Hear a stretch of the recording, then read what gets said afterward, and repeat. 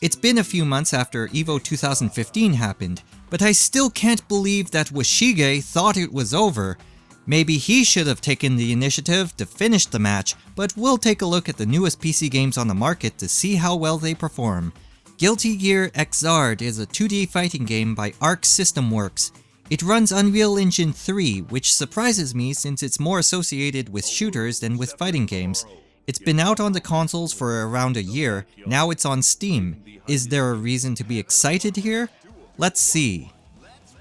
In this video, I'd like to focus more on the PC side of things. A lot of information on the game itself is already out there, and I don't feel like regurgitating what you probably already know. I'll also touch on my own experiences as a non-fighting game player. The feeling of the controls largely depends on what you use, but the game supports everything: keyboard, controller, fight stick, pretty much anything you can plug in. The default controls for the keyboard don't feel very good for a fighting game. But let's face it, you're not using a keyboard. It's there. That basic functionality to play the game is there, and you can configure it. Good enough by my standards. The biggest benefit of the PC version, as far as I can tell, is that you can use any controller from any console generation. I used my PS2 controller to play, so it's the same experience as playing on the PS3 or PS4, I think. As long as your PC recognizes the controller, you can use it. As a general rule though, fight sticks are the best for fighting games, but use what feels comfortable to you.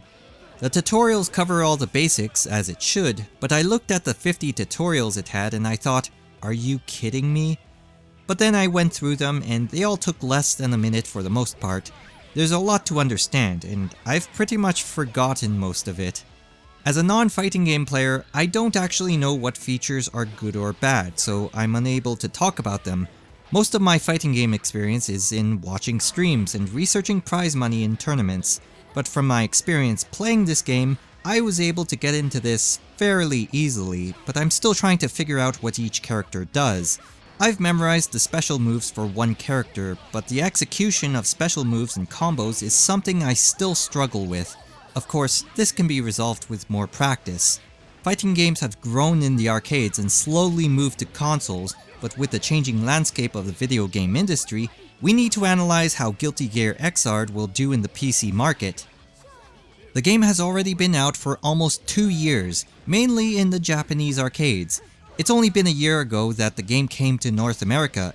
Anime fighters tend to be more popular in Asia, whereas North America prefers games like Street Fighter and Mortal Kombat.